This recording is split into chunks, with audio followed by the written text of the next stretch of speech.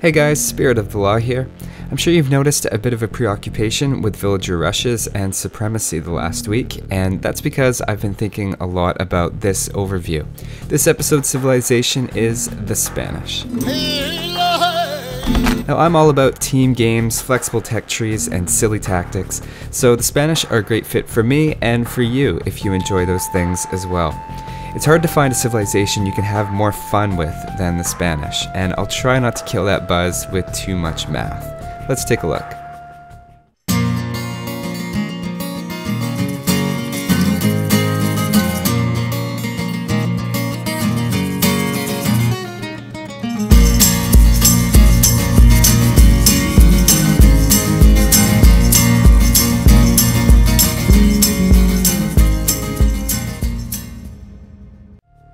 Now, the Spanish are a gunpowder and monk civilization, although I'd attach naval, cavalry, and team to that personally. How can you have a team civilization, you ask? Well, let's take a look at their bonuses, and first of all, their team bonus. The team bonus is that trade units make 33% more gold, and that means trade carts and trade cogs. This is easily one of the top 3 team bonuses in the game, and my personal number 1, although the Korean and Mongol bonuses are up there for me as well. It's impossible to quantify how good this bonus is because it depends completely on your playstyle and how the game went. I'm a big fan of trading in team games, but some players ignore it entirely depending on the map and how the game goes. One thing you might be wondering is no, this doesn't stack with other Spanish players. So even with 4 Spanish players on the same team, it's still just 33%. But the amount of gold that the bonus makes a team with a Spanish ally can be insane in a long Imperial game. Saracens, you call that a team bonus? That's adorable, get out of here. The first civilization bonus is that builders work 30% faster. Now that's great for houses, especially to hit the game running and get to your sheep quickly. It's good for walling up and for tower rushing, and in fact I might take Spanish over Teutons for tower rushing personally, although it's not a strategy I use very often and I don't have an informed opinion on it, so don't quote me on that one. The other thing to remember is less build time means more resource gathering time. So just for an illustrative estimate, assuming that you have these buildings by early Castle Age, that's a total construction time of 17 minutes and 35 seconds. Now if we reduce that by 30%, the Spanish player saves 5 minutes and 15 seconds of worker build time, meaning an extra 120-ish wood gathered. Plus, those buildings are up faster, giving you benefit earlier as the Spanish. Now one thing to know about this is wonder construction isn't faster than other civilizations with treadmill crane in the post-imperial, so for all you wonder building fans, you don't get an advantage over any other civilization that has treadmill crane. That seems to be the only building where the Spanish don't get 30% though, and they're reduced to 20. Their next civilization bonus is that their blacksmith upgrades don't cost gold. By my count, that's 1,695 gold, which is a pretty slick bonus. I really like this bonus when I'm making knights in the Castle Age because it's less resource balancing to keep production up and get research at the same time. I love bonuses that regardless of what unit line you go for, it's quietly working for you in the background. Just admit it, you hate to go click on an upgrade and get that sound that you don't have enough resources. Then there's that awkward moment of, do I sit here and wait for the resources, neglecting everything else, or do I go put my attention elsewhere and then risk forgetting the upgrade entirely? I'm already here, I may as well wait, and you keep clicking the button and you feel like a total dork. Come on, it's awkward and we've all been there. The point is, the Spanish don't get that as often. The third civilization bonus is that cannon galleons benefit from ballistics, and it says here that they fire faster and more accurately. Now we've all dodged cannon galleon shots, especially against the computer, and just try it against the Spanish. The difference is comical. Other civs seem like they're in slow motion as their cannons float like balloons, and once you use the Spanish cannon galleons, you start to wonder why they don't all fire like that. Comparing 2 Spanish galleons before and after ballistics doesn't really make a difference when they're standing still. They both fire at the same rate, and as far as I can tell, the accuracy is 100% for both. It's when you're moving that you notice the effects of pre and post ballistics, and it lets you hit moving targets very easily. Now it doesn't actually tell you this in the game, but their hand cannoneers and bombard cannons fire faster than other civilizations too, and they beat equivalent Japanese units. Well, okay, there's some chance to it, but only because hand cannoneers fire like they're blindfolded. If every shot lands, the Spanish hand cannoneer wins because it fires faster, and the bombard fires faster too, just so you know. Also, just so you know, the bombard cannon doesn't get the ballistics tracking effect. So that's it for the Spanish technologies. Now let's take a look at their unique units.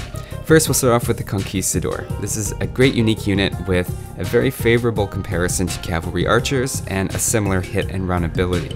Unfortunately, they're countered a bit by trash, so don't get them caught out with pikemen. They're not quite like hand cannoneers on horses though, because they don't have any bonuses against infantry, which hand cannoneers do, and even cavalry archers do. But the conquistador's high attack makes them look just as effective. They're seen as cavalry archers by the game, so other units get cavalry and archer bonuses against them.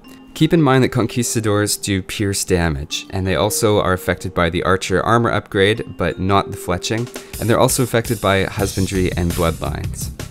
Remember that since they do pierce damage, and they're sort of considered archers, they are countered somewhat by skirmishers. They do a bit better than cavalry archers against skirmishers because their huge attack does overpower the pierce armor to some extent, so you will need quite a few skirmishers to counter them, but it is going to be cost effective. They're hard countered by huscarls and get majorly distracted by rams while being pretty ineffective against them.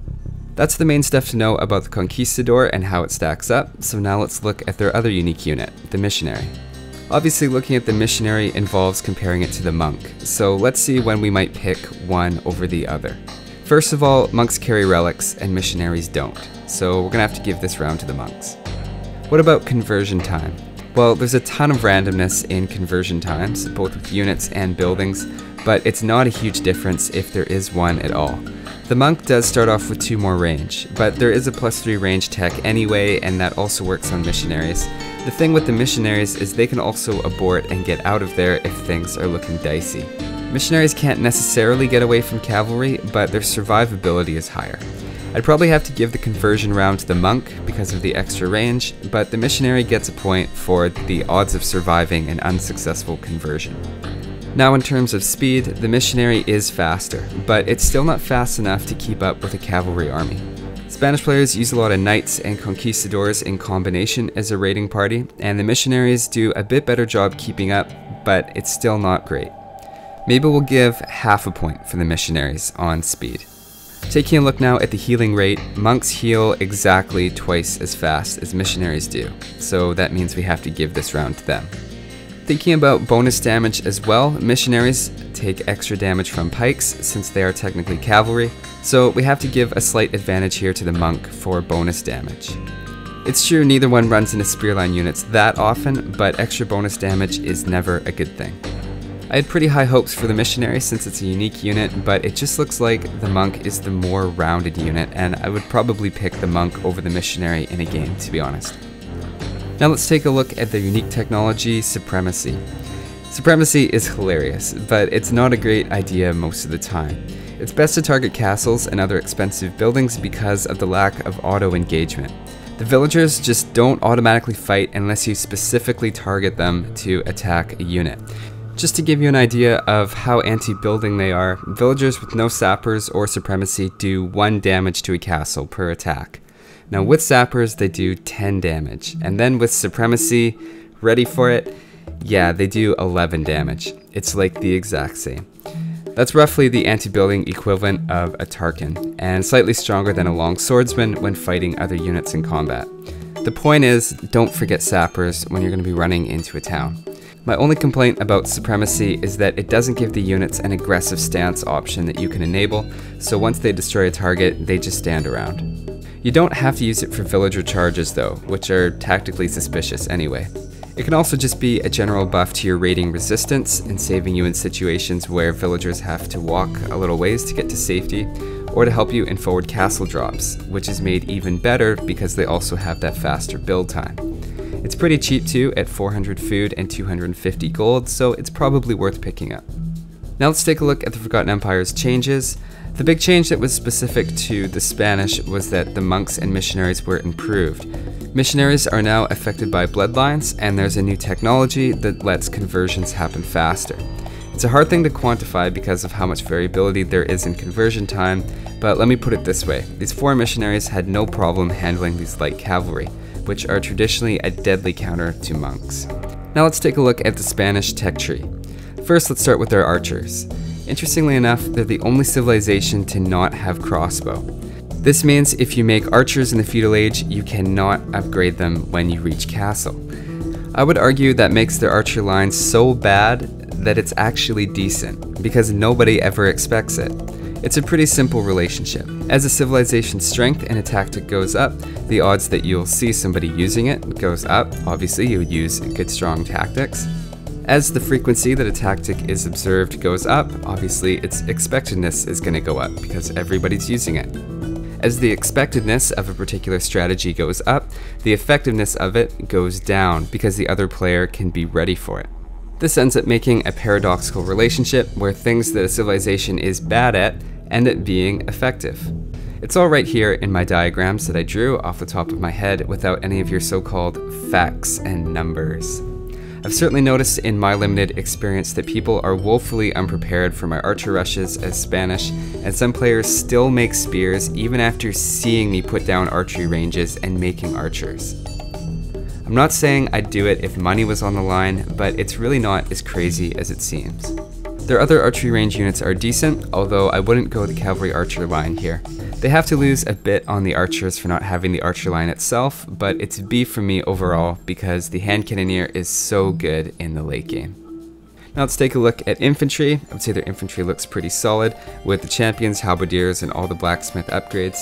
I'd give them a B+ for being above average, but no special civ bonus or infantry unit. Taking a look at the cavalry now, it's very strong, especially when you include the conquistador. Once you factor in the gold bonuses at the blacksmith and trade, they end up being able to field a great night rush and a lot of paladins in the late game if that's the way that you want to go. They have paladin, hussar, bloodlines, all the blacksmith techs, and a cavalry unique unit, and that sounds like a really good cavalry civilization to me. I'd give the Spanish an A for cavalry, even without a direct cavalry civ bonus. Taking a look now at the siege, they have a little bit of everything, but nothing great. I don't like the lack of siege engineers, but they do have good bombard cannons and generally have a lot of gold in the late game. I give them overall a B for siege. Taking a look at the navy now, it's a very strong navy backed with lots of gold. I love open tech trees like this, and if you end up getting cannon galleons massed, they're expensive but almost unstoppable. The navy, led by the cannon galleon, is an A in the late game and a B+ in a galley rush for me. The galley rush is slightly above average for me because of the little bump that you get from the faster build time and the gold savings, but I wouldn't say they're top tier at all.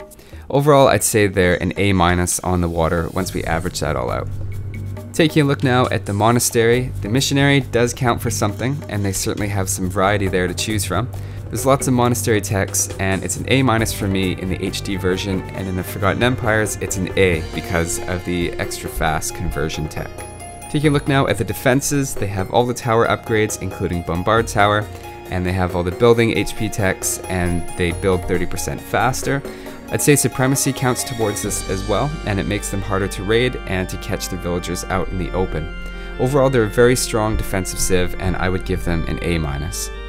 Looking at their economy now, they are missing crop rotation, and that hurts a little bit. But if we're going to assess the economy, it really depends if we're talking about a team game with trade or if we're not. Overall, I'd say the economy is a B in a 1 vs 1 game, and I would give them an A in a team game, obviously carried mostly because of that awesome team bonus. So just to wrap up with some final thoughts, I think they're great for new players who don't know the counters as well. You always have a few choices open to you of how you want to deal with a particular unit. And the only counter unit that they're missing is the camel, which isn't always the best in the hands of a newer player anyway because of its hidden weaknesses to towers and castles. One word of caution is because there's so many different units that can be upgraded for the Spanish, be careful that you don't try to upgrade everything if you're not planning to use it. A variety of units is good, but the Elite Conquistador, for example, is 1200 food and 600 gold, and you're only getting an extra 5 health points and 2 attack. You'd have to make a lot of them to make up for that investment, and if you started to use paladins and hussars and elite cannon galleons and champions, etc., you might find that you spend all your cash on upgrades without getting out many units yet. One big strength though to keep in mind is that it's a lot easier to have villagers forwarding after supremacy than it is for any other civilization. Combining their improved health and armor with faster building means forwarding castles is much easier as the Spanish. I really like the possibility of a Spanish and Mayan combo for walling up your opponent's resources or even their whole town.